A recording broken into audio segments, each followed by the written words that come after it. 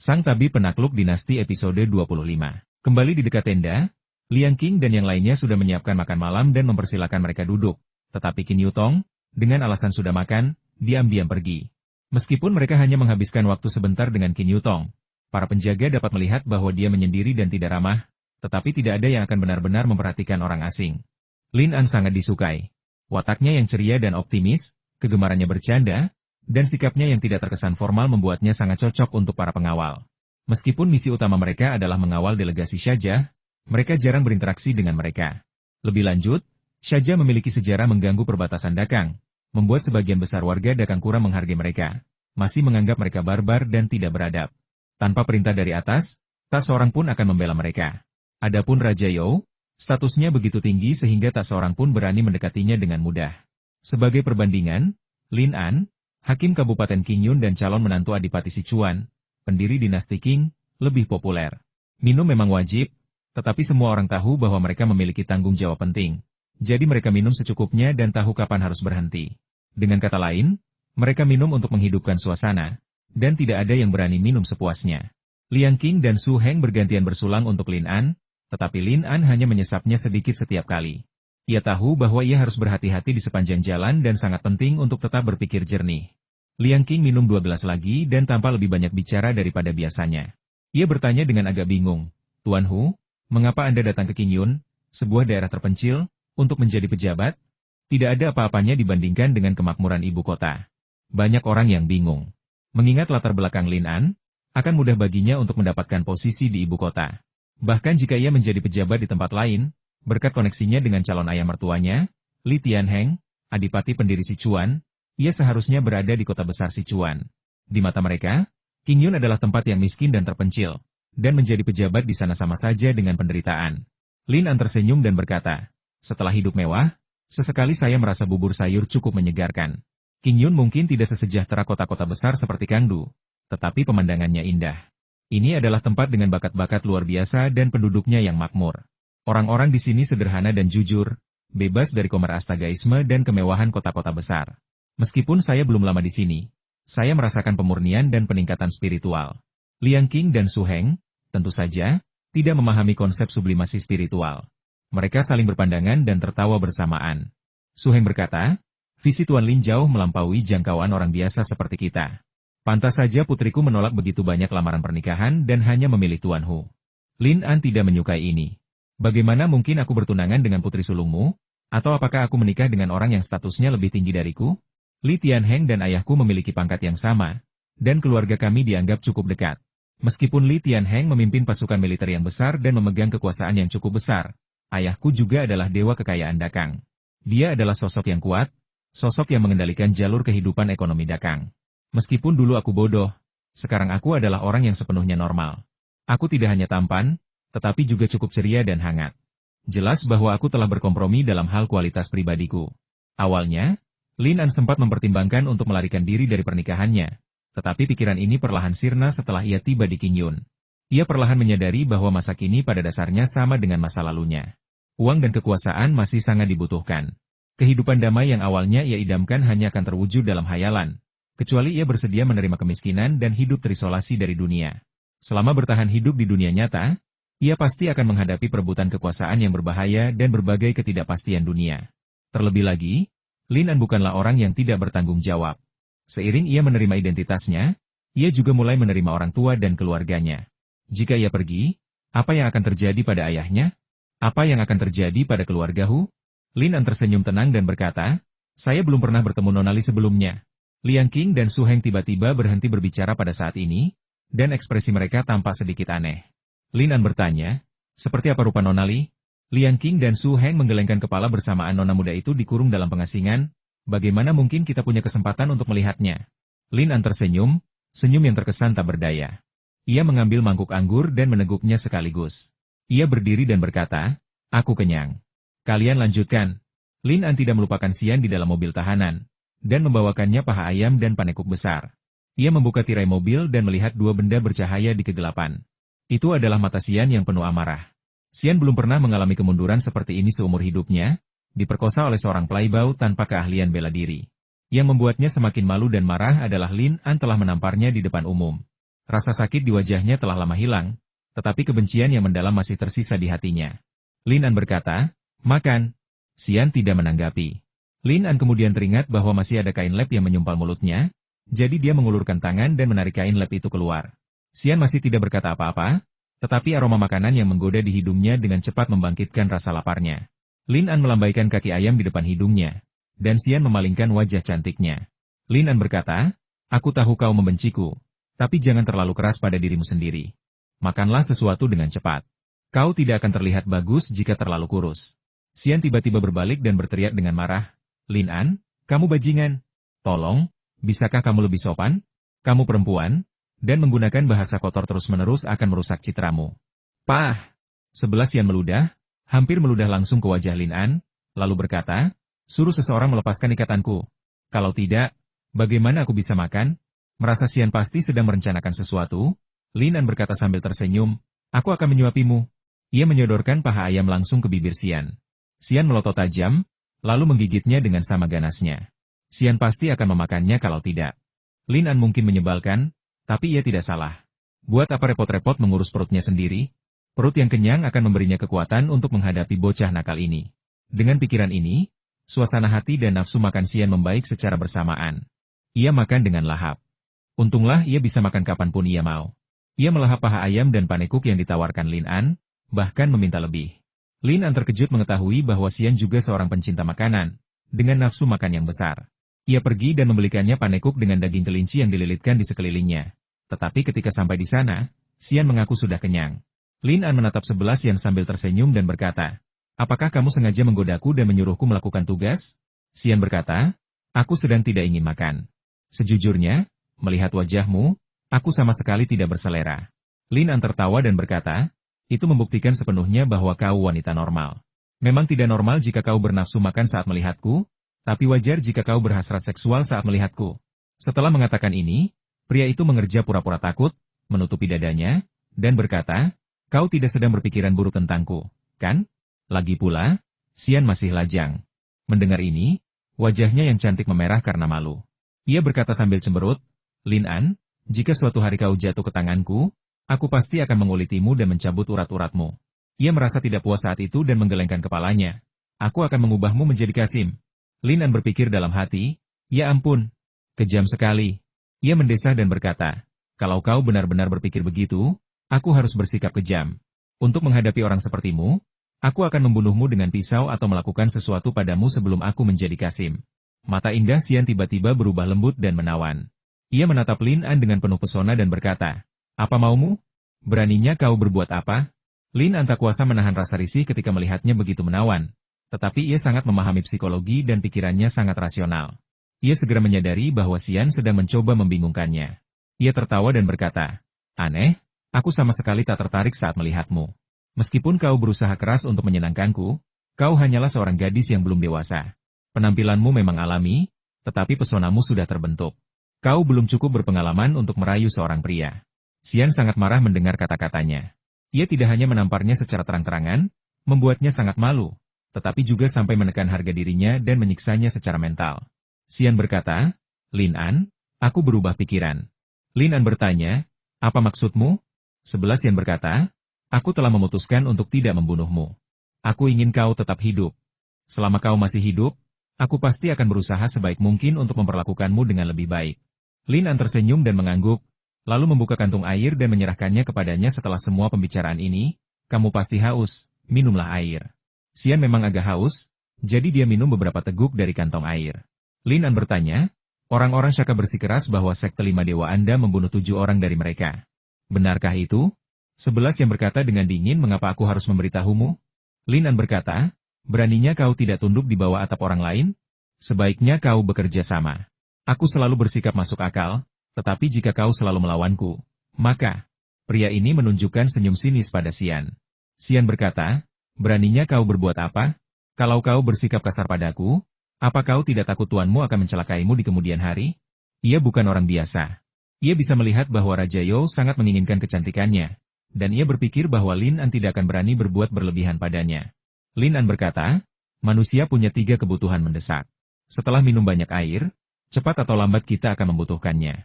Tapi kalau kamu menyinggung perasaanku, Hehe. Mata indah Xian terbelalak lebar. Dia benar-benar terkejut dengan sikap tak tahu malu pria ini. Lin An berkata, jika memang begitu, aku penasaran apakah Raja Yo masih akan tertarik padamu? Xian menggigit bibirnya. Dan untuk pertama kalinya, dia menunjukkan rasa takut di matanya.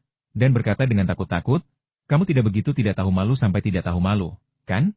Lin An terkekeh dan berkata, saya tidak pernah menjadi orang yang mulia. Sebelah Xian menghela napas dan berkata, kau sudah begitu jahat padaku. Apa kau masih punya hati nurani? Ingatkah kau, saat kau miskin dan melarat, aku memberimu 50 tael perak, dan kau masih berutang 1000 tael padaku? Dunia telah berubah. Orang yang berutang adalah bosnya.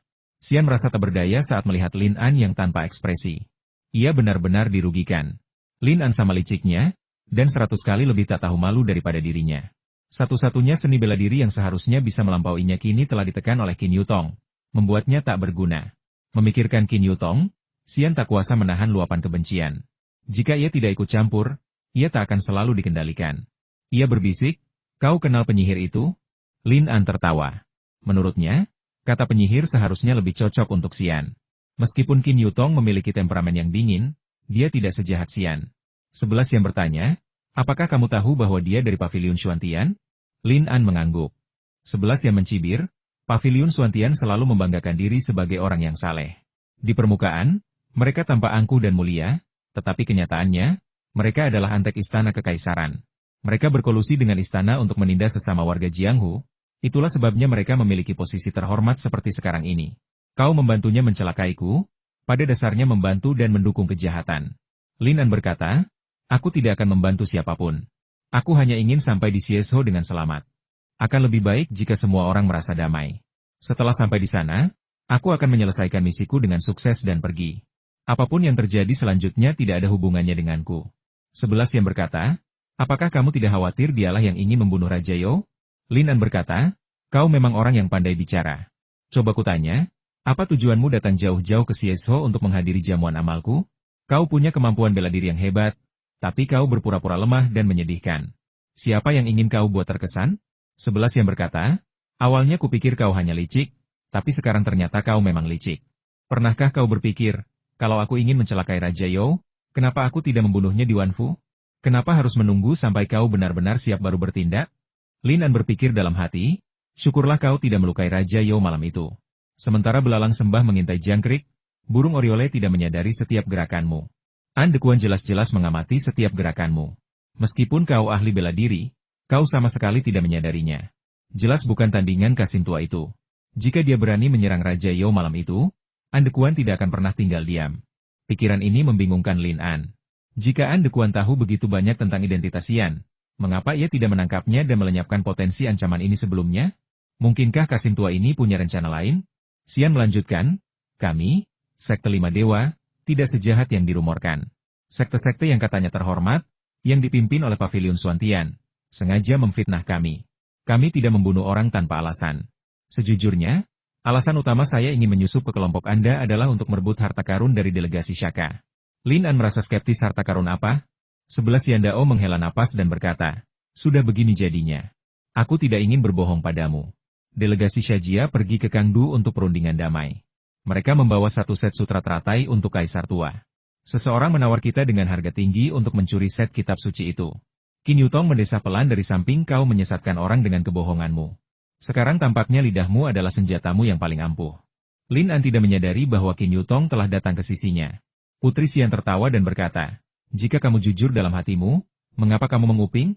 Qin Yutong berkata, tidak peduli seberapa keras kau berusaha menutupinya, tindakan Sekte Lima Dewa tetaplah memalukan. Sebelah Xian berkata, aku tidak pernah mengatakan bahwa aku orang baik. Aku tidak seperti murid-murid Paviliun Xuantian MU, yang semuanya adalah teratai putih tanpa noda. Lin An melihat kedua pria itu berdebat, dan tidak sulit untuk menyimpulkan bahwa Paviliun Xuantian dan Sekte Lima Dewa sedang berselisih. Saat ia berbalik untuk pergi, Xian memanggilnya, Lin An, aku sarankan kau lebih berhati-hati. Jangan sampai kau dikhianati dan harus membantu orang lain menghitung uang mereka. Qin Yutong tersenyum acuh tak acuh dan pergi. Lin An mengambil kain lap yang digunakan untuk menutup mulut Xian. Xian sedikit mengernyit dan berkata dengan nada memelas, akhirnya aku makan malam. Apa kau ingin aku memuntahkan semuanya? Pokoknya, aku janji, aku tidak akan bicara omong kosong lagi. Makan malam telah usai, para penjaga telah kembali ke pos mereka, dan sisanya telah kembali ke tenda mereka untuk beristirahat. Qin Yutong duduk di depan api unggun. Api yang berkobar menyinari wajahnya yang merah, dan matanya seterang bintang di bawah cahaya. Lin An duduk di hadapannya dan menyerahkan pankek kelinci kepada Qin Yutong sambil berkata, "Makanlah selagi panas." Qin Yutong menggelengkan kepalanya, "Aku sudah makan." Dia menatap Lin An, "Apakah kamu percaya padanya?" Lin An tersenyum dan berkata, "Anda mengatakan dia menyebarkan rumor dan menyesatkan orang." Qin Yutong berkata, "Sepertinya kamu dibujuk olehnya." Lin An menggigit burritonya, "Kau pikir aku begitu mudah tertipu?" Ia tak bisa sepenuhnya mempercayai kata-kata Xian, juga tak bisa tak mempercayainya. Paviliun Xuantian bukanlah organisasi amal, dan Qin Yutong bukanlah seorang Lei Feng yang membantu orang lain tanpa meminta imbalan. Ia pasti punya tujuan tersendiri meminta untuk menemaninya kali ini. Qin Yutong mendengar makna tersembunyi di balik kata-kata Lin An dan berkata dengan lembut, "Tidurlah lebih awal. Aku akan mengurus malam ini." Lin An menatap langit malam yang gelap tanpa bintang dan berbisik, "Aku ingin tahu apakah akan turun hujan malam ini?" Qin Yutong berkata, "Apa yang akan datang pada akhirnya akan datang, tidak seorang pun dapat menghindarinya." Di atas Kangdu pun, langit dipenuhi awan gelap. Sesekali kilatan petir membentuk siluet kota kekaisaran yang menjulang tinggi. Setelah kilatan petir, semua pemandangan lenyap dalam kegelapan pekat yang tak terpisahkan. Awan gelap bagai besi menyatu dengan kota, pusat kekuasaan tertinggi di Dakang, melingkupi kota kekaisaran bagai sangkar besi. Angin malam yang sejuk bertiup, merobek dedaunan pohon catalpa dengan kencang. Daun-daun yang berguguran berputar-putar tertiup angin, berhamburan pergi tanpa daya namun enggan. Mereka hanya mengeluarkan suara gemerisik, seolah-olah sedang menangis pilu.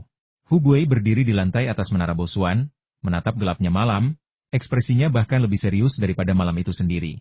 Di sampingnya berdiri Si Bucui, Menteri Personalia Dinasti Kang Agung. Si Bucui mencengkeram pagar dengan kedua tangan dan tiba-tiba menepuknya keras-keras, "Ada yang tidak beres." Tatapan Lin Buei tetap terpaku pada kejauhan. Terlalu banyak hal di dunia ini yang tak terpahami. Ia bergumam, "Yang Mulia sudah 7 hari tidak hadir di istana, dan Guru Besar Wen juga sedang sakit." Kebetulan sekali. Si Bucui mengetuk pagar dengan tangan kanannya pelan dan mengangkat kepalanya. Sudut itu membuat tulang lehernya yang menua berderak seperti petasan, dan janggutnya yang mulai memutih bergetar tertiup angin malam. Ia memejamkan mata rapat-rapat dan menarik napas dalam-dalam, seolah-olah menyerap malam yang pekat ke dalam paru-parunya. "Kudengar Tuan Ren dari Paviliun Xuantian dipanggil ke istana untuk menemui Kaisar 3 hari yang lalu dan belum pergi." Matanya perlahan terbuka, kilatan dingin di matanya, dan usia tua yang sebelumnya ia tunjukkan telah lenyap sepenuhnya. "Yang Mulia kemungkinan besar sakit." Ketika Lin Buei mengatakan ini, suasana hatinya semakin memburuk. Si Bucui berkata, "Berita ini disensor ketat. Selama 7 hari terakhir, Yang Mulia telah tinggal di istana Rensho. Selain permaisuri dan selirli, tidak ada selir lain yang diizinkan masuk." Para Kasim dan Dayang istana juga bungkam tentang apa yang terjadi di istana Rensho. Hu Buei berkata, "Mereka bilang kita di sini untuk menghindari panasnya musim panas, tapi cuacanya tidak sepanas itu." Kilatan petir menyambar langit gelap, lalu terdengar suara gemuruh yang memekakan telinga di selatan, tepat di tempat istana Taichi berada. Keduanya terkejut oleh guntur dan melihat ke arah istana Taichi pada saat yang sama. Si Bucui berkata, "Yang Mulia putra mahkota seharusnya sudah kembali sekarang." Ia lalu menatap langit dan berkata, "Saya harus pergi sebelum hujan mulai turun." Hu Buei berkata, "Aku akan membawamu ke sana." Si Bucui menggelengkan kepalanya dan berkata, "Tidak perlu mengantarku. Lebih baik 1 orang basah kuyup daripada 2 orang basah kuyup." Seperti dugaan, Lin Buei tidak mengantarnya pergi. Ia memperhatikan Si Bucui berjalan menuruni menara Bosuan dan segera pergi melalui pintu belakang, ditemani 2 penjaga. Angin bertiup kencang, tetapi hujan masih turun. Cuaca mendung dan mencekik. Seekor elang hitam muncul dari balik awan dan terbang langsung menuju menara Bosuan. Hu Buei mengulurkan tangan kanannya, dan elang itu, sambil mengepakkan sayapnya, bertengger di punggung tangannya. Ia mengambil tabung bambu kecil dari cakar emas elang itu, mengeluarkan selembar kertas, dan mendekatkannya ke lentera. Ketika ia melihat tulisan di atasnya, wajahnya langsung memucat seperti kertas. "Ayah, dekret kekaisaran telah disusun. Apakah ayah perlu melihatnya?" Pangeran tertua Long Yelin menatap ayahnya dengan tenang dengan tatapan matanya yang dalam. Kini, wajah Long Xuanen tak lagi menunjukkan kesombongan dan keagungan seperti dulu. Rambutnya telah memutih seluruhnya, dan wajahnya yang dulu dikagumi semua orang kini dipenuhi kerutan. Senyum sedih muncul di sudut bibir Long Xuanen, dan dia berkata dengan suara serak, "Apakah perlu melihatnya?" Long Yelin berkata, "Yang Mulia memerintah selama 41 tahun, berganti gelar 7 kali. Sejak berdirinya dinasti Kang Agung, Yang Mulia tak diragukan lagi adalah kaisar yang paling lama memerintah. Saya ingin bertanya, bagaimana menurut Anda jasa dan kebajikan Anda dibandingkan dengan Kaisar Taizong?" Long Xuanen berkata, Anak pemberontak, mengapa kau mempermalukan aku? Long Yelin tersenyum dan berkata, maafkan anakku karena berbicara terus terang. Kebajikan Kaisar Taizong menyaingi 3 kaisar, prestasinya melampaui 5 kaisar, dan ia menyapu bersih seluruh negeri dan mendominasi dunia. Ayah bukanlah tandingannya. Long Xuanen mendengus dingin dan memalingkan wajahnya. Long Yelin bertanya lagi bagaimana hubungan ayah dengan Kaisar Mingzong? Long Xuanen tiba-tiba memalingkan wajahnya dan memelototi Long Yelin, lalu berkata, katakan saja apapun yang ingin kau katakan. Ngapain berbelit-belit? Long Yelin berkata, Kaisar Mingzong menyelamatkan negara dari bahaya, menumpas pemberontakan, dan memulihkan perdamaian di Dakang, memungkinkan kekaisaran, yang pernah berada di ambang kehancuran, untuk meraih kembali kejayaannya. Inilah fondasi kemakmuran Dakang selama berabad-abad. Kau tak tertandingi oleh mereka. Prestasi kedua kaisar sebelumnya tak tertandingi dan terukir dalam sejarah, namun masa pemerintahan mereka bahkan tak bertahan selama masa pemerintahanmu. Ayah, Long Xuanen berkata, kau orang jahat dengan ambisi jahat, yang berencana merebut kekuasaan. Aku hanya menyesal tidak membunuhmu, si monster. Long Yelin berkata, bahkan seekor harimau pun tidak akan memakan anaknya sendiri. Tindakanmu begitu berbisa sehingga kata racun tak dapat digunakan untuk menggambarkannya. Meskipun kau mengangkatku sebagai putra mahkota, kau selalu curiga padaku. Aku telah menjadi putra mahkota selama 18 tahun, dan sejak berdirinya Kekaisaran Kang Agung, kurasa tak seorang pun yang melampauku. Kau membunuh menteri-menteri terdekatku dan mempermalukan istriku, menunjukkan ketidakpedulian total terhadap etika manusia. Meskipun demikian, aku tetap setia padamu, tetapi kau seharusnya tidak mendengarkan fitnah dan menggulingkanku dari posisi putra mahkota. Long Xuanen berkata dengan dingin, dilihat dari apa yang kau lakukan hari ini, aku benar untuk menghapusmu. Long Yelin berkata, meskipun kau tidak membunuhku, kau menindasku dengan segala cara. Kau tidak hanya mengasingkanku ke perbatasan barat, tetapi kau juga menyuruh orang-orang menyakitiku berkali-kali di sepanjang jalan. Jika bukan karena belas kasihan Tuhan, aku tidak tahu berapa kali aku akan mati. Ia menatap ayahnya dengan dingin, matanya penuh niat membunuh, tanpa jejak kasih sayang ayah anak. Long Xuanen berkata, kamu berencana untuk merebut tahta. Bagaimana kamu bisa meyakinkan orang-orang di dunia? Long Yelin berkata, kau keras kepala, bodoh, tak bermoral, dan haus kekuasaan. Kau lihat tanah indah peninggalan leluhur kita ini merosot dari hari ke hari di tanganmu. Yong Agung sedang bangkit di utara. Orang Lin di barat laut sedang mengumpulkan kekuatan dan pada akhirnya akan bergerak ke selatan. Kaum barbar di barat daya menyimpan ambisi yang berbeda dan diam-diam merambah tanah kita.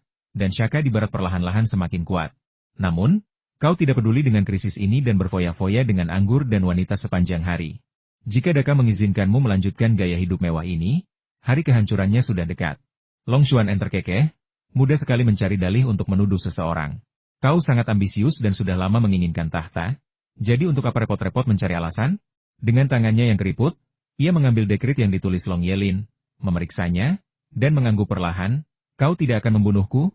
Long Yelin berkata, meskipun kau telah bersikap tidak baik kepadaku, aku tidak bisa memperlakukanmu dengan tidak adil. Serahkan stempel kekaisaran dan hiduplah dengan damai sebagai kaisarmu. Aku akan memastikan kau menikmati masa tuamu.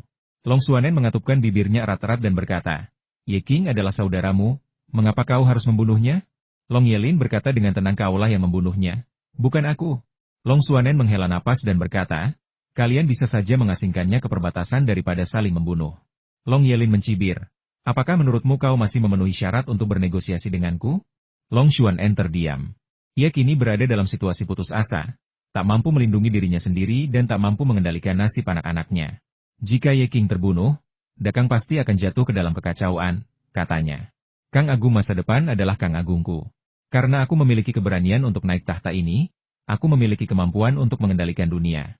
Long Xuanen tertawa terbahak-bahak, hampir gila. Long Yelin terkejut oleh tawanya, dan amarahnya meluap. Ia berteriak, apa yang kau tertawakan? Long Xuanen terbatuk hebat, dan setelahnya, wajahnya yang telah ternoda alkohol dan seks, sedikit memerah. Ia menggelengkan kepala dan berkata, kau masih saja sombong. Apa kau benar-benar berpikir kau mampu? Tak seorang pun mengenal seorang putra lebih baik daripada ayahnya. Aku sedikit memahami temperamenmu. Kau berpikiran sempit, kejam, dan bengis. Jika kau naik tahta, kau pasti akan melakukan pembantaian massal. Lalu, surga akan murka dan rakyat akan membencimu. Para jenderal akan berbalik melawanmu, dan para menteri akan marah. Hari kehancuran Dakang sudah dekat. Long Yelin mengangguk perlahan, lalu tiba-tiba mengangkat kakinya dan menendang perut Long Xuanen dengan keras. Tendangan ini membuat tubuh Long Xuanen membungkuk seperti udang, dan ia menopang dirinya di tanah dengan tangan kanannya dan terus batuk, bahkan sampai berdarah. Long Yelin berkata, tendangan ini untuk mendiang istriku. Ingat ini. Mulai sekarang, jangan panggil dirimu Zuang di depanku. Kilatan petir yang cemerlang membelah langit malam. Setelah kilat dan guntur, hujan badai yang telah lama mengguyur akhirnya turun. Tetesan hujan yang lebat menyambar dan merusak tanah kehidupan yang berubah-ubah ini dengan kecepatan yang tak terhentikan. Tanah segera diselimuti hujan. Pepohonan bergoyang putus asa diterpa angin kencang, seolah mencoba melepaskan diri dari belenggu yang mengerikan, tetapi betapapun mereka berjuang, mereka tak dapat lepas dari belenggu tanah di bawah kaki mereka. Guntur bergemuruh di langit dan bumi, dan Lin An, yang tertidur lelap, merasakan seluruh tanah bergetar.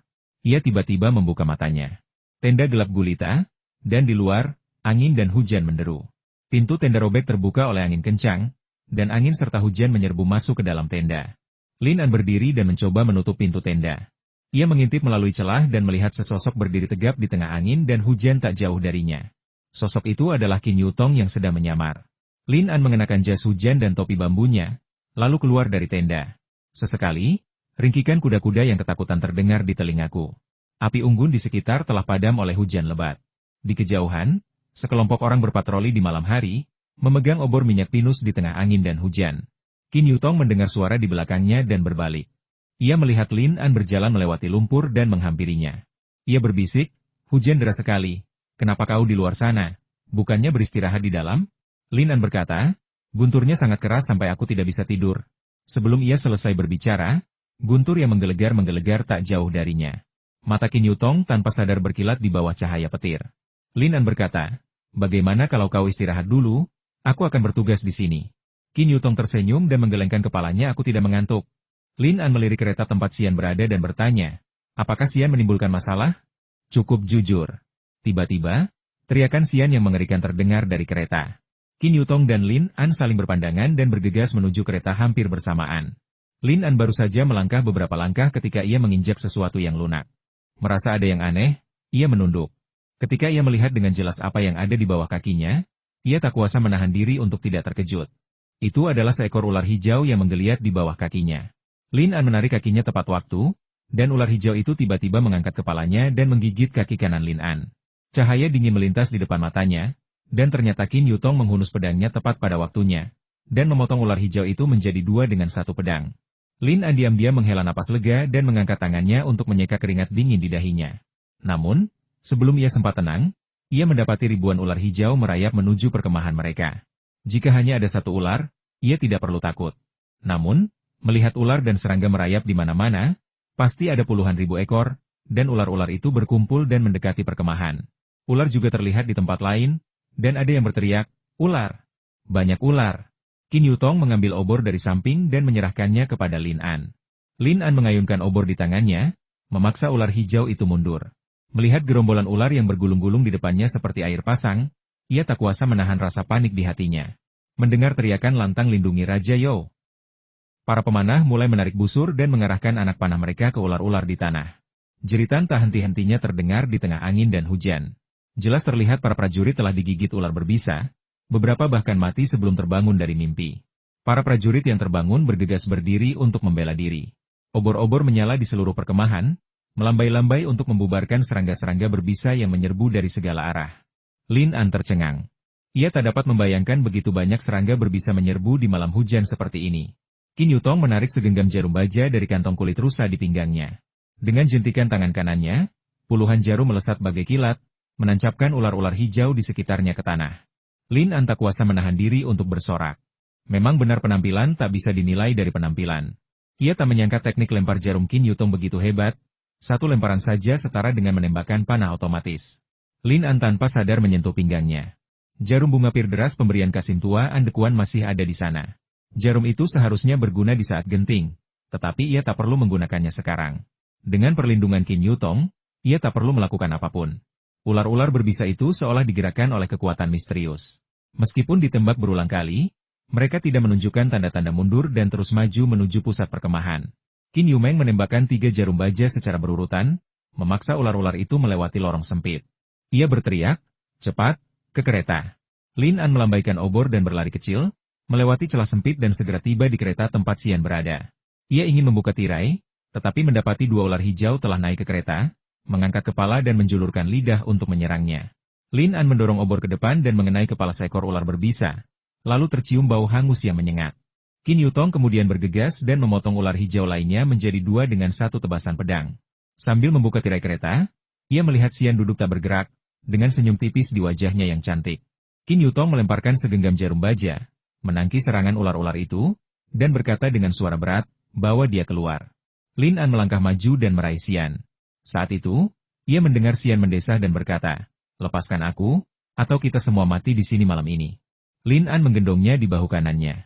Xian memiliki kemampuan bela diri, tetapi sayangnya, Qin Yutong telah menyegel titik akupunkturnya dengan jarum perak, sehingga ia tidak bisa menggunakannya. Ia menggertakkan gigi dan berkata, Lin An, kematianmu sudah dekat. Lin An memandangi ular-ular berbisa yang masih mendekat, dan teringat bahwa Xian berasal dari sekte lima dewa. Ia menduga Xian kemungkinan besar berada di balik semua ini. Ketika mendengar Xian benar-benar mengancamnya, ia mengangkat telapak tangannya dan menampar pantat Xian 2 kali, membuat Xian menggertakkan gigi dan berteriak marah, mesum. Lin An berkata, kalau kau tahu apa yang baik untukmu, singkirkan ular-ular berbisa ini secepatnya, atau aku akan menelanjangimu dan melemparkanmu ke sana untuk dimakan ular-ular itu. 11 yang berkata dengan dingin, bunuh aku kalau kau mau, kenapa kau harus mempermalukanku? Apa kau pikir aku benar-benar takut mati? Saat keduanya bertengkar, Qin Yutong terus-menerus mengamati pergerakan ular-ular berbisa itu. Ia mendapati ular-ular berbisa itu secara otomatis menyebar di sekitar mereka, meninggalkan celah berdiameter sekitar 3 meter. Ketika Lin An menggendong Xian, ular-ular berbisa itu menghindar satu demi satu. Tentu saja ini bukan karena Lin An. Pasti ada sesuatu di tubuh Xian yang mencegah ular-ular berbisa itu menyerang. Lin An juga memperhatikan fenomena ini dan diam-diam merasa senang. Ia tidak menyangka penyihir ini ternyata adalah harta karun dan bisa digunakan sebagai pengusir ular di saat-saat genting. Ia harus memeluknya erat-erat. Xian digendong di pundaknya, kepalanya tertunduk, bokongnya menyembul. Lin An menepuk-nepuk bokongnya lagi dan berkata, kita semua berada di perahu yang sama malam ini. Jika aku baik-baik saja, kau juga akan baik-baik saja. Jika aku dalam masalah, kau akan dikubur bersamaku. Qin Yutong kini dapat melihat lingkungan sekitarnya dengan jelas. Perkemahan tempat Raja You berada terletak di sebuah bukit tinggi dan dikelilingi oleh penjaga dan pemanah. Jaraknya masih cukup jauh dari tempat mereka berada. Para pemanah menembaki mereka untuk mencegah ular dan serangga menyerang. Jika mereka terburu-buru, mereka mungkin akan terluka secara tidak sengaja. Melihat delegasi Shaka, obor-obor juga dinyalakan di sekitar perkemahan, dan mereka tidak tahu persis situasinya. Qin Yutong menatap Xian dan berkata lembut, usir ular dan serangga itu segera, atau aku akan menghancurkan ilmu bela dirimu. Meskipun nadanya tenang, makna yang tersirat dalam kata-katanya tak terbantahkan. 11 yang berkata, kau telah mengendalikan titik akupunturku dan mengikat tangan serta kakiku. Apa hubungannya ular dan serangga ini denganku? Qin Yutong berkata, kau dari sekte lima dewa. Sekalipun kau tidak membawa ular dan serangga ini ke sini, kau punya cara untuk mengusir mereka. Aku tidak pernah bercanda. Kalau kau tidak setuju, aku akan menghancurkan ilmu bela dirimu. Lin An berkata, tidak perlu bersikap sekejam itu. Qin Yutong berkedip kebingungan, sungguh tidak mengerti mengapa dia memohon untuk Xian. Lin An berkata, sebenarnya, perempuan tidak terlalu peduli dengan seni bela diri. Bagaimana kalau begini? Aku akan menyayat wajahnya dengan pisau, membutakan matanya, memotong urat tangan dan kakinya, lalu menjualnya ke rumah bordil yang paling kotor dan paling bau. Meskipun Xian tahu betul bahwa Lin An sengaja mengancamnya, ia tak kuasa menahan diri untuk tidak bergidi ketika mendengar kata-kata keji itu. Jika ia benar-benar jatuh ke dalam situasi seperti yang digambarkan Lin An, itu akan lebih buruk daripada kematian. Saat Lin An berbicara, tangannya, entah sengaja atau tidak, kembali menepuk bokong Xian. Kebiasaan menjadi kebiasaan, begitu pula meraba-raba. 11 yang dipenuhi rasa malu dan marah, lalu mendesah, kau penjahat jahat, suatu hari nanti aku akan memotong kedua cakarmu. Lin An mengangkatnya ke atas bahu dan membantingnya ke tanah.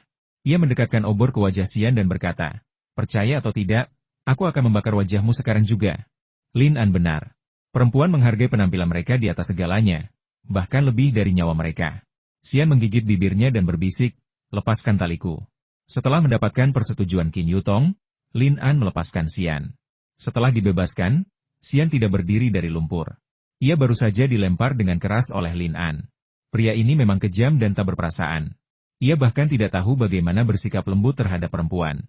Xian perlahan menarik seutas tali merah dari lehernya. Di ujung tali itu terdapat sebuah peluit perak. Ia memasukkan peluit itu ke dalam mulutnya dan peluit itu pun berbunyi. Suara tajam itu berubah seiring napas Xian dan menyebar jauh. Tak lama kemudian, suara yang sama terdengar dari arah barat daya. Ular dan serangga berhenti maju dan setelah beberapa saat, mulai mundur satu demi satu. Hujan berhenti, meninggalkan jejak-jejak lendir berkilau di tanah berlumpur. Dalam sekejap, ular-ular itu telah sepenuhnya mundur.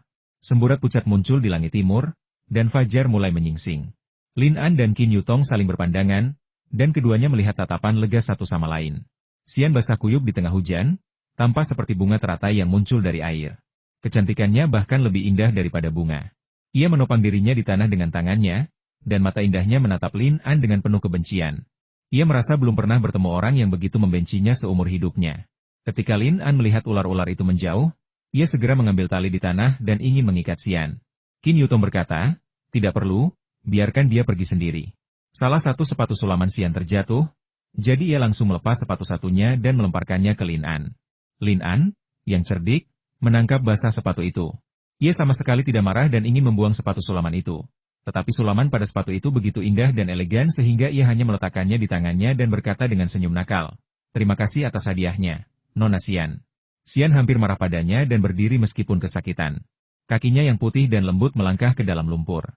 Lin An memandangi kaki Xian yang halus dan indah, dan matanya tanpa sadar menjadi semakin panas. Penyihir ini sungguh cantik. Tidak heran Long Ye Fang begitu terpesona padanya. Qin Yutong melirik Lin An dan mengingatkannya. Cepat dan tanyakan pada Raja You. Lin An akhirnya terbangun dari mimpinya dan mengangguk. Meskipun Raja You Long Ye Fang tidak mengalami luka apapun, pemandangan berbahaya tadi membuatnya ketakutan setengah mati. Bahkan setelah ular-ular itu menghilang begitu lama, ia masih pucat pasi dan tangan serta kakinya gemetar. 8 guru menjaganya dan tak pernah meninggalkan sisi Long Ye Fang sedetik pun. Lin An meminta Qin Yutong untuk menjaga Xian sementara ia bergegas ke Long Ye untuk memberi penghormatan. Xian memperhatikan penampilan Raja You yang pengecut dari jauh dan tak kuasa menahan diri untuk membandingkan Lin An dengannya. Meskipun Lin An tidak menguasai seni bela diri, keberaniannya berkali-kali lipat lebih besar daripada Raja You. Melihat Raja You selamat, Lin An merasa lega. Ia melangkah maju dan berlutut di tanah, berkata dengan hormat, saya terlambat melindungi Anda. Saya harap Yang Mulia memaafkan saya. Raja You berkata, bangun. Suaranya masih gemetar saat berbicara. Lin An akhirnya berdiri. Raja You melihat sekeliling dengan kaget dan bertanya dengan suara gemetar, kenapa tiba-tiba ada begitu banyak ular? Lin An berkata, Yang Mulia, ular-ular ini pasti hasil karya Sekte Lima Dewa. Sekte Lima Dewa? Lin An mengangguk dan berbisik di telinga Raja You. Ini semua gara-gara penyihir Xian itu. Pasti ada kaki tangannya yang sedang menyergap di dekat sini. Ketika Raja You mendengar bahwa kejadian ini berkaitan dengan Xian, ia meliriknya dari kejauhan dan merasa gelisah.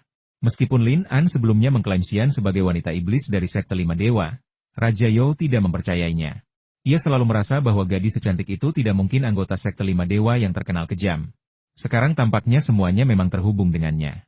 Meskipun Raja You mendambakan kecantikan Xian, dibandingkan dengan nyawanya sendiri, secantik apapun seorang wanita, tidak sepadan mempertaruhkan nyawanya. Raja You mengerutkan kening, muncul sebuah ide, dan merendahkan suaranya kepada Lin An, mengapa kita tidak melepaskannya?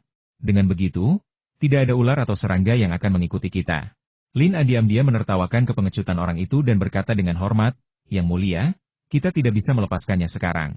Dia ada di tangan kita. Sekte Lima Dewa akan takut melancarkan serangan besar-besaran. Jika kita melepaskannya, saya khawatir serangan mereka akan semakin gegabah.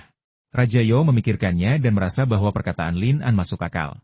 Ia mengangguk dan berkata, kalau begitu, kau harus mengawasinya dengan ketat. Pada saat ini, Liang Qing datang untuk melaporkan situasi pertempuran. Dalam serangan malam tadi, 8 orang digigit ular berbisa dan meninggal, sementara 7 orang keracunan dan kini sedang diselamatkan. Seseorang dari delegasi Shaka juga datang untuk menanyakan situasi. Yang mengejutkan mereka adalah tidak ada seorang pun dari delegasi Shaka yang terluka dan kelompok ular itu sama sekali tidak menyerbu perkemahan mereka. Lin An merasa ada yang tidak beres. Mengapa 5 dewa menyerang mereka sendirian, membiarkan delegasi Shaka selamat? Mungkinkah target mereka bukanlah delegasi Shaka? Sekembalinya ke Xian, Qin Yutong memintanya untuk membawanya kembali ke kereta sementara dia pergi membantu mendetoksifikasi para prajurit yang keracunan. Lin An membawa Xian kembali ke kereta. Saat itu, langit sudah cerah. Meskipun matahari belum terbit, awan telah menipis. Kaki Xian yang polos menginjak rumput yang basah kuyup. Air yang berkilauan menyapu lumpur di kakinya. Bayangan kakinya yang mulus dengan latar belakang rumput hijau sungguh menakjubkan. Namun, di dalam tubuh indahnya ini tersimpan hati yang jahat dan kejam. Teringat kejadian ular-ular yang menyerangnya sebelumnya, Lin An tak kuasa menahan rasa was-was.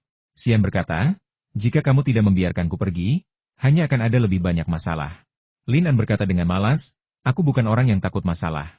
11 Yan berkata jangan bilang kau tidak takut mati. Lin An bertanya, mengapa kamu hanya menyerang camp kami dan tidak menyerang orang-orang Syarjah? 11 Yan berkata, kau punya otak? Kaulah yang menangkapku. Kalau bukan kau yang kucari, siapa lagi yang harus kucari? Lin An menggelengkan kepala dan berkata, kau bilang ingin mencuri sutra teratai dari delegasi Shaka. Sekarang sepertinya itu hanya alasan. Sekte Lima Dewa sebenarnya sedang berusaha berurusan dengan Raja Yao. Xian mendesah pelan dan berkata, apa yang akan kita lakukan pada pangeran yang tak berarti ini? Imajinasimu sungguh luar biasa. Tatapan Lin An jatuh pada dada Xian yang menjulang tinggi. Wajah cantik Xian tak kuasa menahan panas karena tatapannya, dan ia meludah, apa yang kau lihat? Berikan peluitnya padaku. Xian melotot tajam ke arahnya lalu mundur selangkah. Lin An bertanya, apakah Anda ingin menurunkannya sendiri, atau Anda ingin saya melakukannya sendiri? Menghadapi Lin An, Xian benar-benar bingung harus berbuat apa. Pria ini memang orang yang memegang kata-katanya. Jika Xian tidak menuruti perintahnya, ia akan langsung mengacungkan cakar anjingnya. Tidak hanya merampas barang-barang, tetapi juga memanfaatkannya.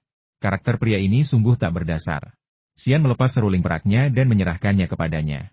Lin An mengambilnya dan mengamatinya lebih dekat. Itu hanyalah peluit biasa.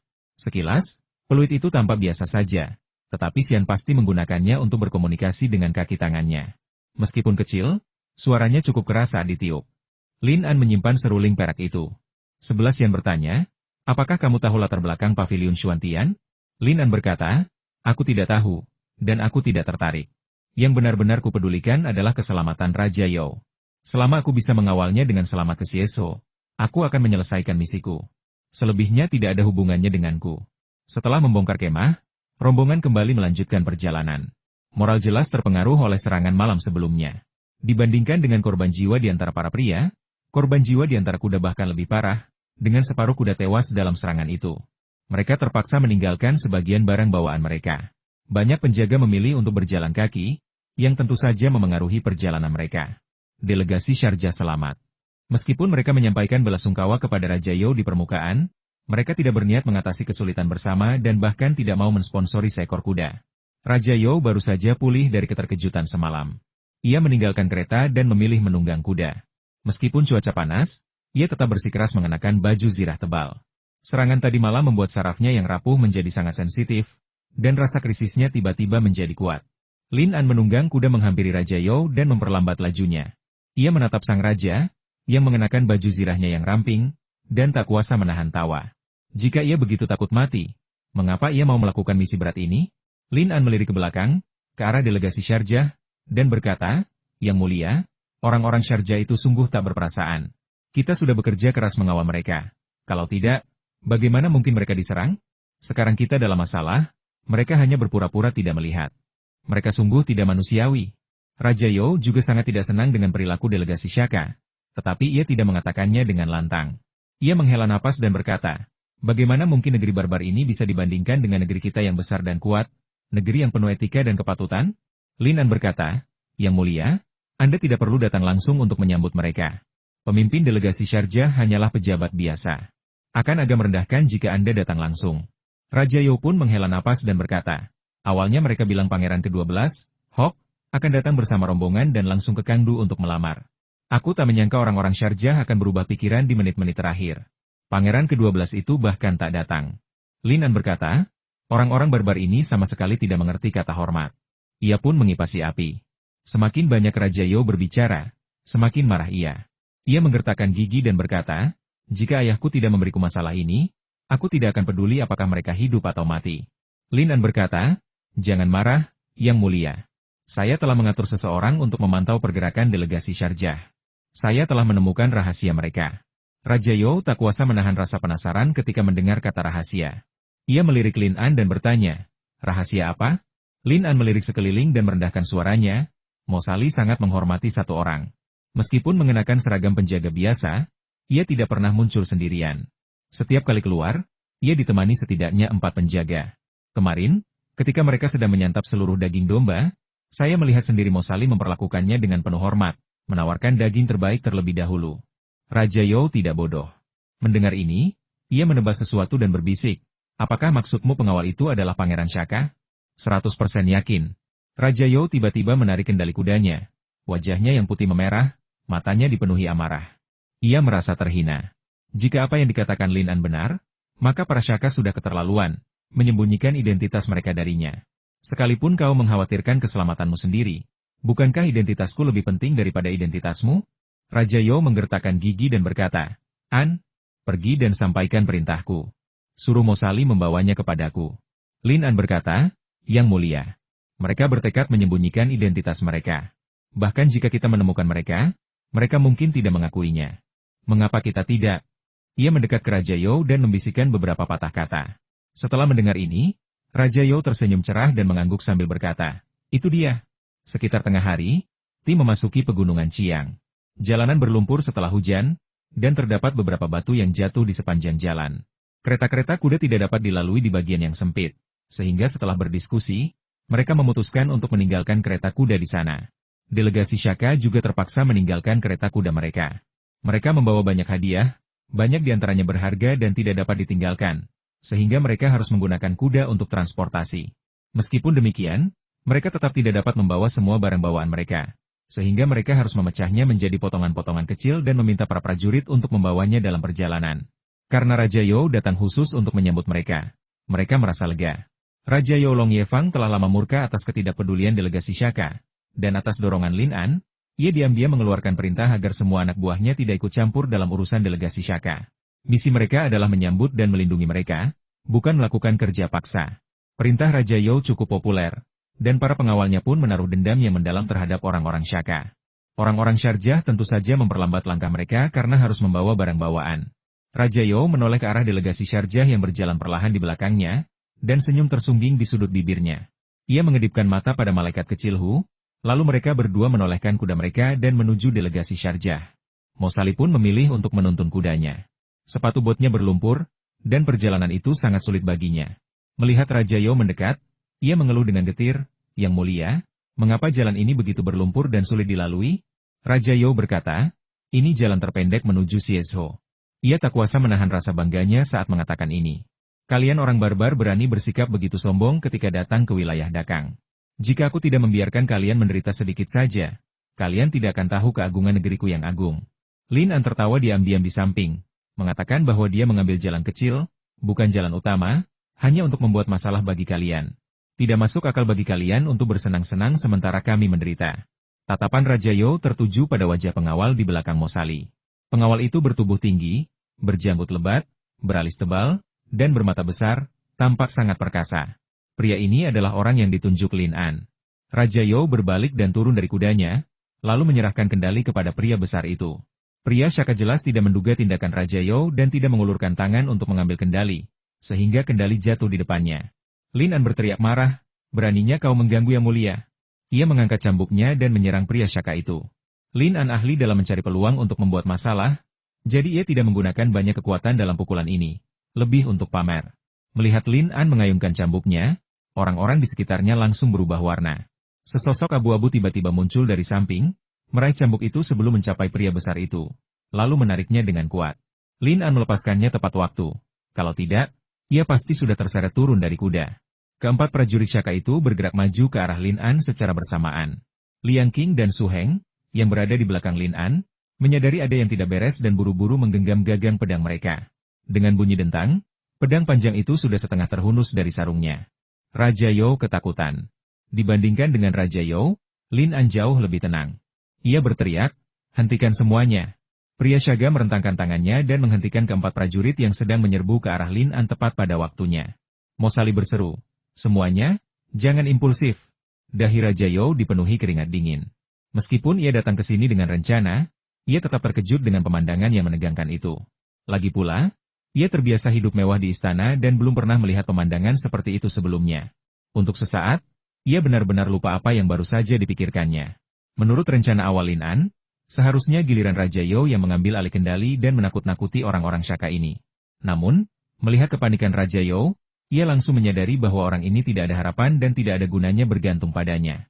Ia mendemus dingin ke arah Mosali dan berkata, apa maksudmu? Beraninya kau bersikap kasar kepada pangeranku. Sebenarnya, para prajurit itu memang mengincarnya, dan itu tidak ada hubungannya dengan Raja Yo. Mosali buru-buru membungkuk kepada Raja Yo dan berkata, Yang mulia, Ini semua salah saya karena tidak mengawasi bawahan saya dengan ketat. Inilah sebabnya kesalahpahaman terjadi. Saya harap Yang Mulia memaafkan saya. Raja Yo masih belum sadar sampai sekarang, dia tergagap, tidak. Dia ingin mengatakan itu tidak penting. Lin An berkata sebelum ia sempat menyelesaikan kata-katanya Yang Mulia belum pernah melihat orang barbar yang tidak tahu sopan santun. Kalimat ini membuat orang-orang Shaka saling melotot dengan marah. Yang paling ditakuti orang-orang Shaka adalah orang lain mengatakan mereka barbar. Kata-kata Lin An sama saja dengan menyentuh timbangan terbalik pihak lain. Lin An tidak peduli. Naga yang kuat tidak bisa menjinakkan ular lokal. Di wilayah Dakang, aku ragu kalian, 50 orang Shaka, akan berani membuat masalah. Ia menunjuk pria Shaka di tengah dan berkata, Yang Mulia murah hati dan pasti tidak akan repot-repot dengan orang barbar bodoh sepertimu. Bagaimana kalau kau berlutut dan bersyukur kepada Tuhan karena tidak membunuhku? Wajah Mosali tiba-tiba berubah ketika mendengar ini. Ada juga prajurit Shaka di sekitar yang mengerti bahasa Mandarin. Setelah mereka menerjemahkan, para prajurit Shaka langsung bersemangat. Mereka memegang sarung pedang mereka, berharap bisa memakan Lin An hidup-hidup. Keributan di sini tentu saja menarik perhatian pihak Raja Yo, dan puluhan prajurit segera menyerbu. Jalan pegunungan yang sempit itu dipenuhi bau mesiu yang menyengat. Lin An tidak takut memperburuk keadaan. Ia menatap pria Shaka itu dan mencibir. Apa kau tidak mengerti apa yang kukatakan? Mosali melangkah maju dan mengepalkan tinjunya. Sambil berkata, Yang Mulia Raja Yo, bawahan saya ini tidak mengerti bahasa Mandarin. Saya harap Yang Mulia tidak tersinggung olehnya. Raja Yo akhirnya tenang dan melambaikan tangannya. Berkata, kalau begitu, aku tidak akan melanjutkan masalah ini. Namun, semua ada aturannya. Aku akan bersujud dan membiarkannya begitu saja. Wajah Mosali memucat, menyadari lawannya sengaja memprovokasinya. Raja Yo dan Lin An telah datang ke sini. Target utama mereka adalah prajurit Shajia. Mereka telah bersiap. Secara harfiah, rasa tidak hormat seorang pengawal Shajia terhadap Raja Yo bisa dibenarkan dengan berlutut. Namun, identitas asli prajurit Shajia itu tak lain adalah Hoge, pangeran ke-12 kerajaan Shajia. Dalam hubungan diplomatik, terlepas dari ukuran, Hoge dan Long Yefang setara statusnya. Bagaimana mungkin ia berlutut di hadapan Raja Yo? Pria Shaka itu melirik Lin An, lalu kembali menatap wajah Mosali. Tiba-tiba ia tertawa terbahak-bahak, raungannya menggetarkan udara, mengejutkan burung-burung di hutan dari tempat bertengger mereka dan terbang. Ia memberi hormat kepada Raja Yo dan berkata, Yang Mulia, saya Hok. Mohon maaf atas segala pelanggaran. Jika Hok tidak dikonfrontasi oleh pihak lawan, yang menyebabkan kebuntuan, ia tidak akan mengakui identitasnya di depan umum. Raja Yo, Long Yefang, melirik Lin An lagi, berpikir, tebakanmu benar. Pangeran Shaka ke-12 ini menyamar dan berbaur dengan delegasi Shaka. Long Yefang bertanya, Hok, apakah kau Pangeran Shaka ke-12? Hok tersenyum dan mengangguk, tepat sekali. Raja Long Yefang dari Yo turun dari kudanya dan berpura-pura terkejut, sambil berkata, Pangeran Hok, kulihat kau sudah bersama delegasi selama ini. Lin An mendesah dalam hati. Raja Yo ini benar-benar tidak tahu malu. Karena pihak lain sudah mengakuinya, seharusnya ia menghinanya habis-habisan untuk melampiaskan amarahnya. Ia malah menyapanya dengan senyuman. Mungkinkah ia telah tertipu sepenuhnya dan akan membiarkannya begitu saja? Hok tersenyum dan mengulurkan tangannya untuk berjabat tangan dengan Long Yefang. Sambil meminta maaf berkata Hok menyembunyikan identitasnya demi alasan keamanan. Saya harap Yang Mulia tidak tersinggung. Datanglah jika Anda ingin bermain dan menonton. Pangeran Yo hendak mengucapkan beberapa patah kata sopan ketika Lin An berkata, Pangeran, Anda sedang memikirkan keselamatan Anda sendiri. Bukankah keselamatan pangeran saya tidak penting? Sayang sekali pangeran saya, Yo, menempuh perjalanan ribuan mil melintasi gunung dan sungai untuk datang ke Sichuan demi menyambut Anda dengan tulus, tetapi ia tidak diperlakukan dengan tulus pula.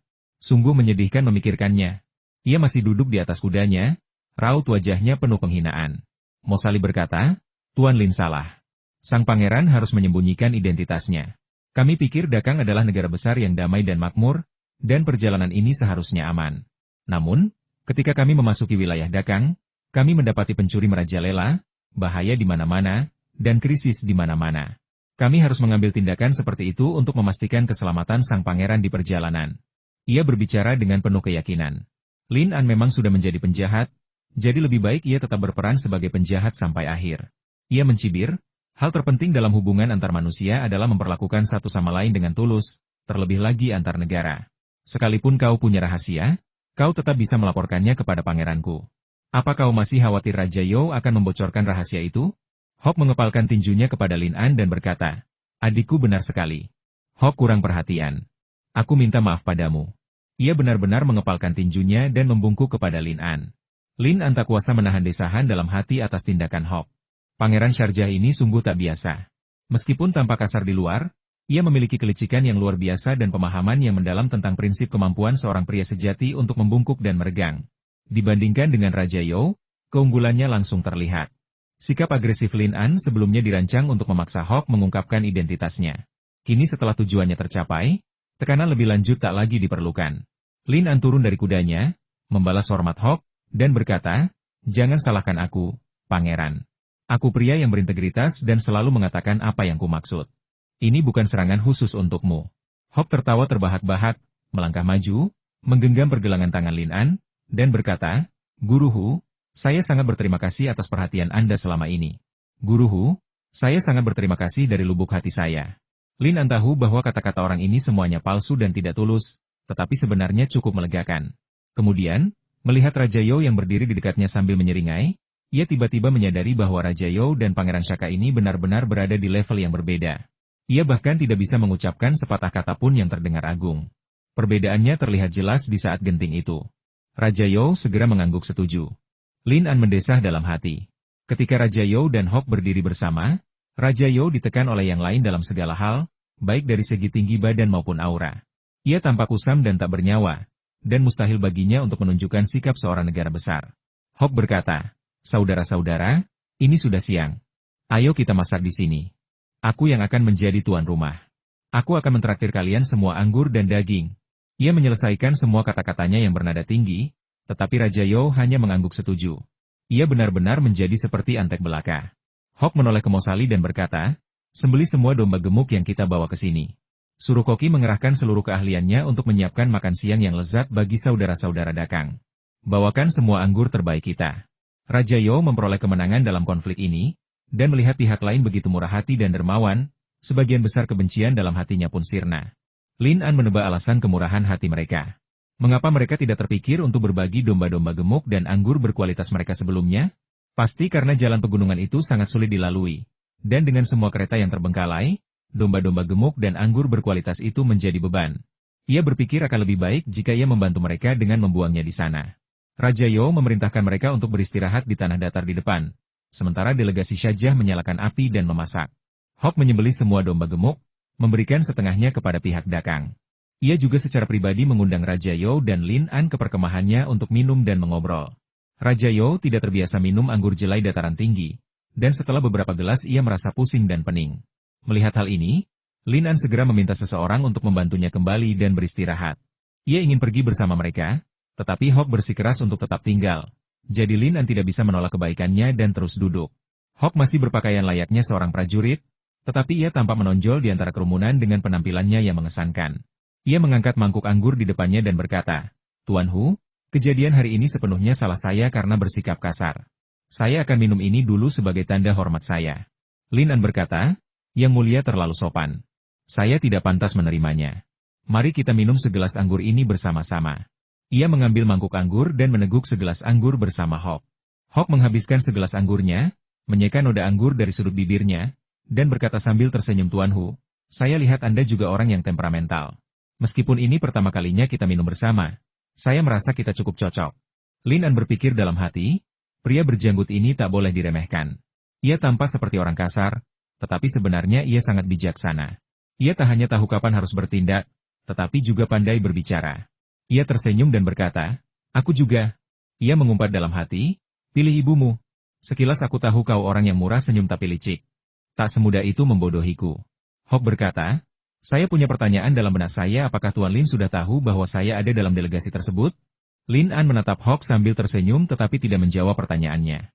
Hok melanjutkan, "Apa yang dilakukan Lord Lin hari ini adalah memaksaku untuk menunjukkan diriku, bukan?" Lin An tersenyum dan berkata, "Meskipun Yang Mulia telah berganti pakaian samurai biasa dan sengaja menyembunyikan identitas Anda, aura tajam Anda tetap tak tersamarkan." Ia menunjuk para prajurit Shaka di samping Hok, yang mengenakan pakaian yang sama dengannya, dan berkata, "Ketika mereka berdiri di samping Anda, tatapan mereka sudah menunjukkan identitas Anda." Hok tertawa dan berkata, "Kupikir aku sudah menyembunyikannya dengan baik, tapi ternyata kau sudah menemukannya." Ia perlahan menurunkan mangkuk anggur di tangannya dan menatap mata Lin An. "Sudah ada kabar dari Visa?" Lin An diam-diam memuji pria ini karena begitu pintar. Dia benar-benar menemukan alasan sebenarnya mengapa identitasnya terbongkar begitu cepat. Dia menggelengkan kepala dan berkata, aku tidak mengerti apa yang dia katakan. Bahkan jika dia memberitahuku identitasmu, aku tetap tidak akan mengerti apa yang dia katakan. Hok tidak menemukan kekurangan apapun di wajah Lin An. Lin An adalah pria yang cerdik, dan kata-katanya sempurna. Hok mengangguk dan berkata, penari itu cukup bagus, ya? Mendengarnya menyebut visa lagi, Lin An berpikir dalam hati bahwa Hok pasti kesal dengan masalah ini. Hadiah yang awalnya ditujukan untuk Raja Yo berakhir di tangan seorang hakim daerah tingkat 9 seperti dirinya. Sebuah harta karun yang nyata. Mereka akan menganggapnya buang-buang uang. Lin An sengaja memasang ekspresi canggung. Ia membiarkanmu mencari tahu artinya. Melihat ekspresi mesum Lin An, gigi Mosali gatal karena kebencian. Ia telah mendapatkan keuntungan sebesar itu, bagaimana mungkin orang ini lebih tidak tahu malu lagi? Hok bertanya, saya dengar Anda diserang sekelompok ular tadi malam? Lin An mengutuk kemunafikan pria itu. Kedua kubu begitu dekat tadi malam, dan ketika mereka dikepung ular-ular itu, mereka membuat keributan besar. Bagaimana mungkin delegasi Shaka tidak menyadarinya? Meski begitu, mereka tidak datang untuk memberi bantuan. Orang-orang Shaka benar-benar tahu cara melindungi diri mereka sendiri. Lin An berkata, aku tidak tahu dari mana semua ular dan serangga ini berasal. Banyak prajurit yang kehilangan nyawa karenanya. Hok menghela napas dan berkata, saat kami menyadarinya dan pergi untuk memperkuat pasukan, ular-ular itu sudah mundur. Aku merasa bersalah. Kalau saja kami tidak dikawal, banyak prajurit akan jadi korban. Lin An bertanya, Yang Mulia, kudengar Anda disergap oleh 5 dewa dalam perjalanan menuju Dakang? Apakah Anda kehilangan beberapa anak buah Anda? Hok mengangguk dan berkata, benar. Ia melihat sekeliling, dan tiba-tiba seorang prajurit melangkah maju untuk mengisi kembali mangkuk anggur mereka. Hok berkata, kudengar Tuan Lin menangkap wanita jahat dari sekte 5 dewa. Lin An tersenyum dan berkata, saya sudah menjelaskan hal ini kepada utusan khusus Mosali. Wanita itu tidak ada hubungannya dengan sekte 5 dewa.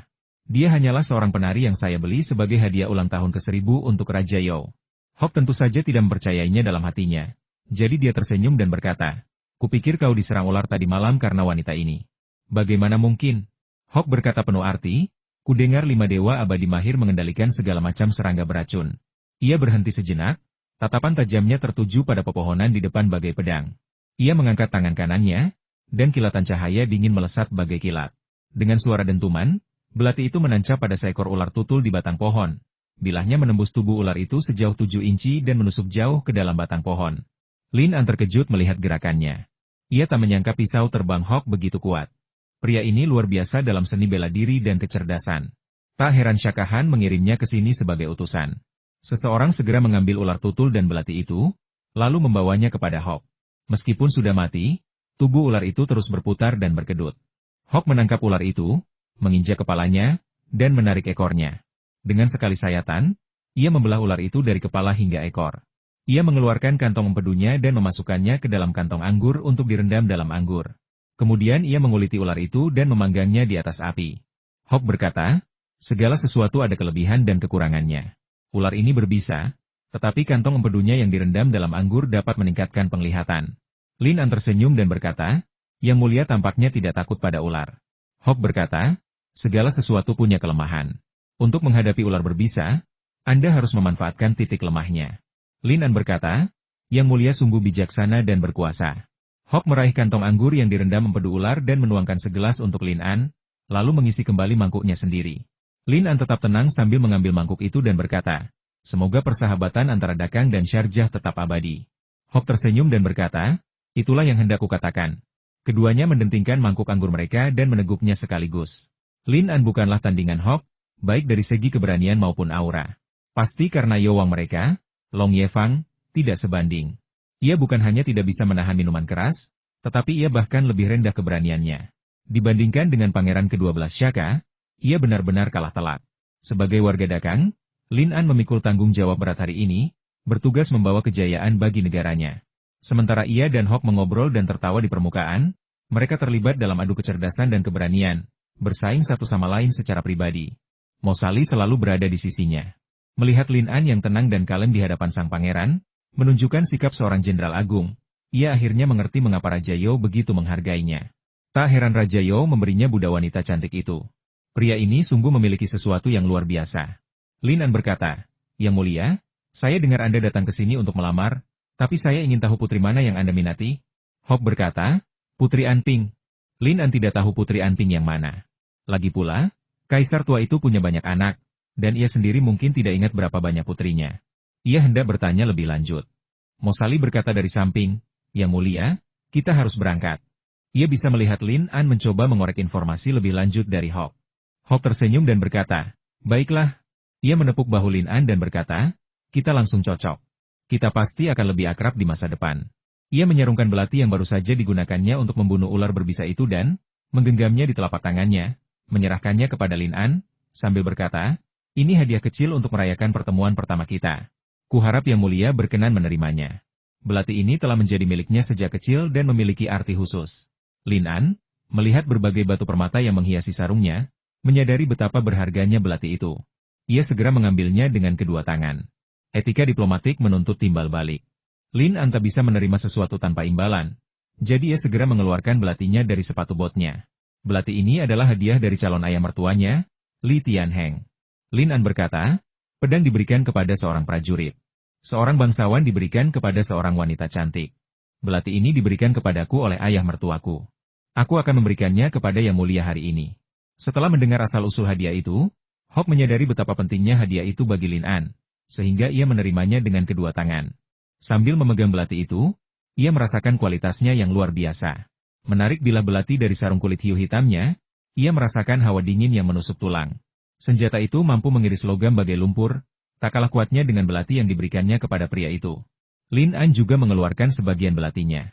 Ia telah menyaksikan ketajamannya sebelumnya, ketika Hawk menggunakan pisau terbangnya untuk menebas ular itu. Kini, setelah mengamati lebih dekat, ia melihat bahwa meskipun bilahnya tumpul, belati itu dipenuhi pola heksagonal gelap, menyerupai sarang lebah.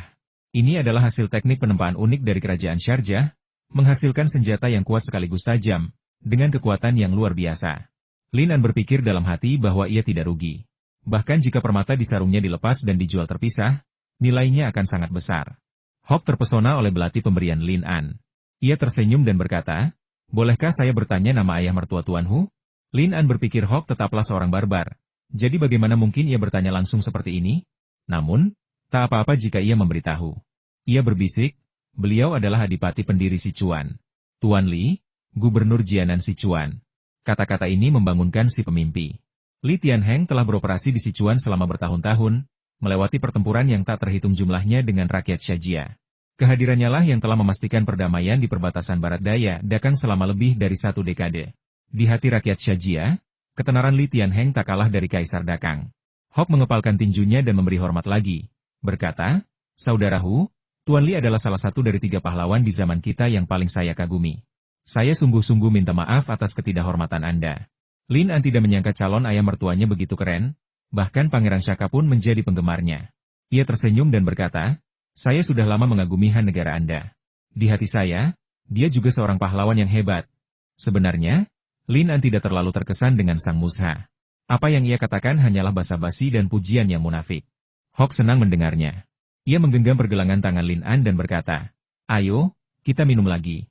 Mereka tadinya hanya menguji kemampuan satu sama lain dengan kedok kekaguman. Tetapi sekarang minuman ini justru tentang kekayaan dan latar belakang masing-masing. Mereka minum lagi. Dan Hawk, masih belum puas, mengisi mangkuknya lagi. Ia mengangkat mangkuk itu dan berkata, Saudaraku, kita langsung cocok, dan ayah mertuamu adalah pahlawan yang kukagumi. Bagaimana kalau kita jadi saudara angkat? Lin An berpikir, astagaan. Persaudaraan sumpah lagi. Kurasa bahkan orang Shaka pun tertarik. Hawk pasti mabuk berat. Meskipun sudah minum banyak, ia tetap jernih dan fasih. Ia pria yang bisa minum 1000 cangkir tanpa mabuk. Tadi ia tidak menyebut-nyebut tentang persaudaraan sumpah, tapi sekarang tiba-tiba ia mengatakannya. Pasti karena ayah mertuaku. Rupanya, persaingan untuk mendapatkan ayah sudah menjadi tren sejak lama, dan ayah mertuaku termasuk di dalamnya. Jika Hawk tidak memiliki latar belakang keluarga seperti itu, ia tidak akan segan-segan mengajukan permintaan seperti itu. Lin An berkata, Yang Mulia, Anda adalah orang yang mulia. Saya rasa saya tidak pantas untuk Anda. Hawk berkata, Hei, apa yang kau bicarakan? Selama kau tidak menganggapku sebagai saudaramu, itu saja yang penting. Ia menarik tangan Lin An ke tempat terbuka dan berlutut menghadap ke barat. Lin An tak punya pilihan selain mengikutinya. Hawk berkata, Demi surga abadi, aku, Hawk, dan Lin An dengan sukarela menjadi saudara hari ini. Mulai sekarang, Kita akan berbagi suka dan duka. Jika aku melanggar sumpah ini, aku akan tertusuk panah. Ia menarik sebatang anak panah berbulu dari tabungnya, memegang ujungnya dengan masing-masing tangan, dan mematahkannya dengan kuat. Lin An menirunya dan berkata, Tuan Guan, aku, Lin An, dan Hok dengan sukarela menjadi saudara angkat hari ini. Mulai sekarang, kita akan berbagi suka dan duka, saling setia, dan sedekat bibir dan gigi. Jika aku melanggar sumpah ini, aku akan disambar petir. Lagi pula, sumpah hikmat ini telah diucapkan lebih dari sekali, jadi sekali lagi tidak ada salahnya. Lin An juga mengeluarkan anak panah bulu dan membengkokkannya dengan keras. Wow! Anak panah ini sangat kuat. Dapat dibengkokkan pada sudut yang begitu tajam dan tidak patah. Lin An menatap Hok dan tersenyum canggung. Ia membengkokkannya lagi, tetapi tetap tidak patah. Akhirnya, pada percobaan ketiga, ia berhasil mematahkan anak panah bulu itu, sambil berkeringat deras. Hok berusia 24 tahun ini dan secara alamiah telah menjadi kakak laki-laki, dan Lin An secara alamiah menjadi adik laki-laki. Kedua pria itu berdiri dari tanah, lutut mereka berlumuran lumpur merah. Hok menepuk bahu Lin An dan berkata, Saudaraku, mulai sekarang, kau dan aku adalah keluarga. Lin An berkata, Saudaraku, jangan khawatir. Mulai sekarang, aku akan menghormati dan mencintaimu seperti saudaraku sendiri. Setelah upacara sumpah persaudaraan selesai, Lin An kembali ke timnya. Hok memperhatikan kepergiannya. Mosali diam-diam menghampirinya dan berbisik, Yang mulia, saudara Anda sangat cerdas. Hok tersenyum tipis. Apa yang ingin kau katakan? Katakan saja. Mosali merendahkan suaranya dan bertanya, Yang mulia, apakah dia tahu cerita di baliknya? Hok menyipitkan mata dan menatap sosok Lin An yang semakin menjauh. Ia perlahan menggelengkan kepala dan berkata, dia mungkin tidak tahu. Ketika mereka berangkat lagi, Raja You tak sanggup lagi menahan baju zirahnya yang berat, yang membuatnya sering mengalami biang keringat. Ia melepas baju zirahnya dan berganti pakaian tipis. Melihat Lin An kembali, ia tak kuasa menahan diri untuk bertanya dengan rasa ingin tahu. Apa yang kau bicarakan begitu lama? Lin An berkata dengan hormat, Yang mulia, saya punya sesuatu yang penting untuk dilaporkan kepada Anda. Raja You berkata, bicaralah, jangan ragu. Lin An kemudian menceritakan kisah persaudaraan sumpahnya dan Hok. Sebaiknya ia mengakuinya sendiri.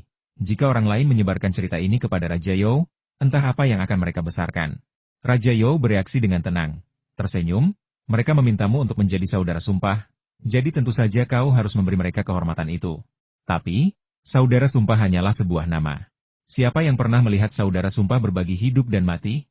Bahkan saudara sedarah pun tidak bisa melakukan itu. Saat berbicara, ekspresi Raja You menjadi agak muram. Ia tak bisa berhenti memikirkan saudara-saudaranya. Masing-masing dari mereka saling bersekongkol, menipu, dan rela melakukan apa saja untuk mengamankan tahta, tanpa meninggalkan jejak kekerabatan.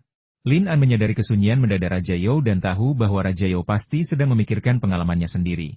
Ia diam-diam menemani Raja You dan berkuda berdampingan. Raja You terdiam lama sebelum berkata, Hok tampaknya orang yang agak aneh.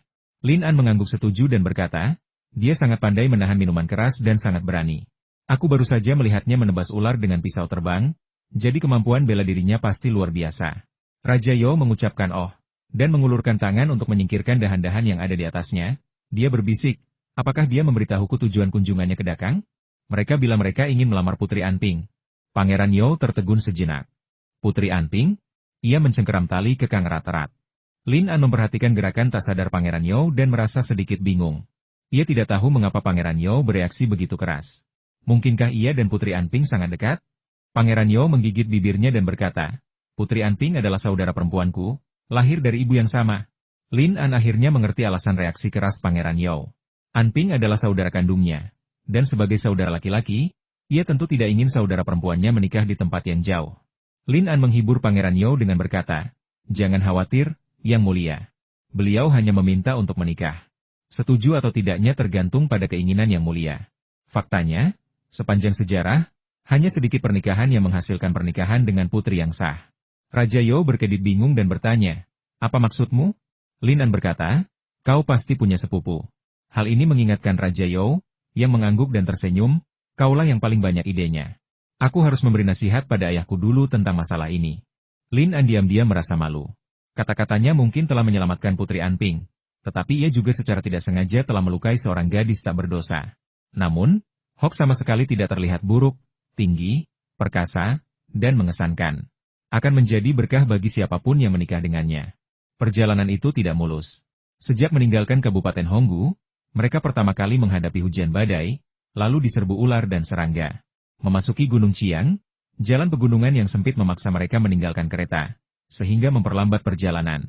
Berdasarkan perkembangan terkini, Lin An memperkirakan ia tidak akan bisa kembali dalam 10 hari. Sore harinya, banyak prajurit di barisan mereka tiba-tiba jatuh sakit, menderita muntah-muntah dan diare. Karena kejadian mendadak ini, mereka terpaksa mendirikan kemah lebih awal. Lin An baik-baik saja, begitu pula Raja Yo. Hitungan awal menunjukkan jumlah orang sakit mencapai 27 orang, hampir separuh dari jumlah penghuni kamp Dakang. Qin Yutong mengumpulkan beberapa herba di pegunungan, merebusnya dalam panci besar, dan menyuruh semua orang meminumnya. Ini bukan keahlian Lin An, jadi ia hanya bisa membantu dari pinggir lapangan. Dugaan pertama Lin An adalah keracunan. Penyakit berasal dari mulut, dan semua pasien jatuh sakit setelah memakan daging kambing dari delegasi Syarjah pada siang hari. Anehnya, setengah dari mereka masih baik-baik saja, dan tidak ada satu orang pun dari delegasi Syarjah yang jatuh sakit. Setelah membagikan ramuan herbal, Qin Yutong duduk di atas batu di dekatnya, memegang dagunya dengan tangannya sambil menatap api yang berkobar di bawah panci besar, tenggelam dalam pikirannya. Lin An datang dan duduk di sampingnya, lalu berkata lembut, 27. Untungnya, Raja Yo baik-baik saja. Ia melirik Qin Yutong dan berkata, obat herbalmu sangat mujarab. Para prajurit berhenti muntah setelah meminumnya. Qin Yutong berkata, syukurlah tidak ada yang meninggal. Tidakkah menurutmu ini agak aneh? Sebelumnya baik-baik saja. Kenapa jadi masalah setelah makan daging kambing? Qin Yutong sedikit mengernyit dan bertanya, apakah maksudmu orang Syarjah sengaja meracuni makanan? Tapi mengapa beberapa orang baik-baik saja setelah memakannya? Lin An berkata, saya baru saja bertanya-tanya, dan pada dasarnya semua yang sakit hanya makan daging dan tidak minum alkohol. Sementara kebanyakan yang minum alkohol baik-baik saja. Mungkinkah mereka mencampurkan pencahar ke dalam daging kambing dan penawar racun ke dalam alkohol? Qin Yutong bertanya, apa tujuan Syarjah melakukan ini? Kami menemani mereka sampai ke sini untuk melindungi keselamatan mereka. Rasanya tidak masuk akal bagi mereka memperlakukan kami seperti ini. Lin An berkata, saya tidak bisa menjelaskan alasannya. Tapi sepertinya ada yang janggal. Perilaku delegasi Syarjah sangat aneh. Qin Yutong berkata, mungkin kamu terlalu banyak berpikir. Aku makan daging dan tidak minum alkohol. Tapi aku baik-baik saja. Lin An berkata, lebih baik berhati-hati dalam segala hal. Tiba-tiba, sesosok tubuh mungil ambruk di hadapannya. Sosok itu adalah 11 Xian. Liang Qing, yang bertugas menjaga 11 Xian, buru-buru berteriak, Tuan Hu, Tuan Hu. Lin An menggelengkan kepalanya tanpa daya. Qin Yutong berkata, sepertinya ada sesuatu yang terjadi di sana. Lin An berkata dengan nada meremehkan, siapa yang tahu trik apa yang akan dimainkan penyihir itu selanjutnya? Sesampainya di samping Xian, ia melihatnya terbaring di tanah dengan mata terpejam. Wajahnya memerah, secerah awan. Lin An mengulurkan tangan dan menyentuh dahinya, yang terasa sangat panas. Ia kemudian memegang tangan kanannya, tetapi terasa dingin di telapak tangannya. Sepertinya Xian benar-benar sakit kali ini. Lin An melambaikan tangan ke arah Qin Yutong, memberi isyarat agar dia datang dan membantu. Setelah Qin Yutong memeriksa denyut nadi Xian, dia mengangguk dan berkata, dia mungkin masuk angin karena mandi. Aku akan pergi mengambil ramuan herbal. Lin An khawatir dia akan mendapat masalah jika pergi sendirian. Jadi dia menawarkan diri. Aku akan pergi bersamamu. Qin Yutong ragu-ragu sejenak, lalu mengangguk dan berkata, oke. Hari sudah senja. Matahari terbenam akhirnya mengintip dari balik awan di barat, cahaya jingganya menghiasi cakrawala dengan kemegahan yang luar biasa. Hutan lembab dan nyamuk merajalela. Lin An mengikuti Qin Yutong, berjalan perlahan. Gigitan nyamuk telah meninggalkan beberapa benjolan besar. Qin Yutong sangat berpengetahuan tentang herbal. Ia memilih beberapa herbal yang dibutuhkannya dan menaruhnya di keranjang obat. Kemudian, ia dan Lin An mendaki lereng bukit. Sesampainya di puncak, ia mengulurkan tangan kepada Lin An dan berkata, bisakah kau meminjamkanku teropongmu? Lin An mengeluarkan monokuler dan menyerahkannya kepadanya. Qin Yutong mencondongkan badan untuk melihat melaluinya, mengamati dengan saksama perkemahan delegasi Syarjah.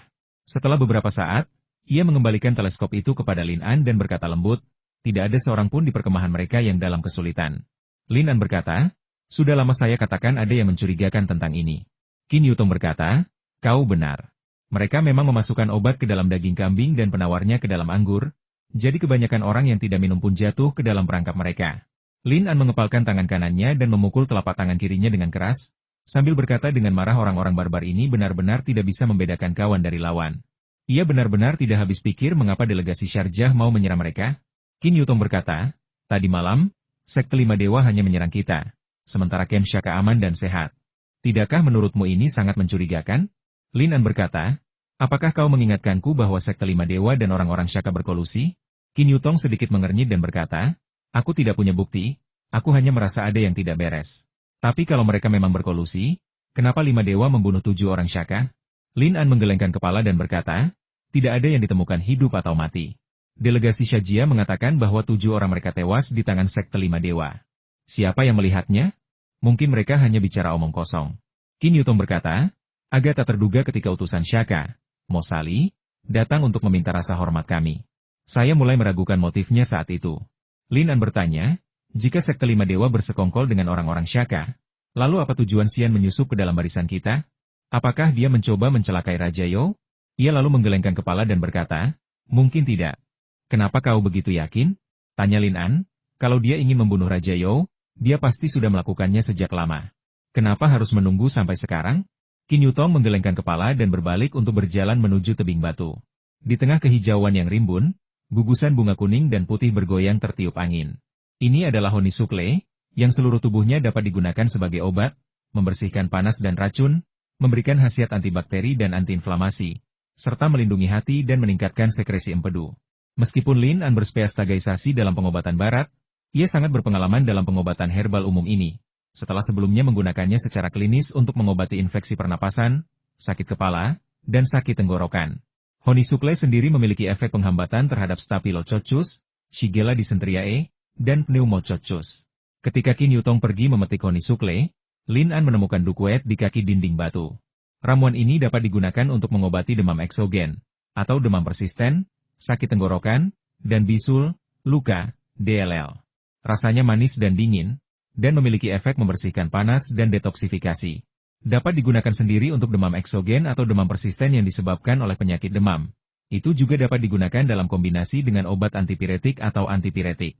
Untuk tenggorokan merah dan bengkak, dapat digunakan dalam kombinasi dengan dandelion, plum hitam, atau Acirantes bidentata, Isatis indigotica, DLL. Untuk bisul, luka, dapat digunakan dalam kombinasi dengan herbal seperti cengkeh bubuk, dandelion, dan kerisan liar. Yang lebih langka lagi adalah ramuan ini juga dapat digunakan untuk gigitan ular.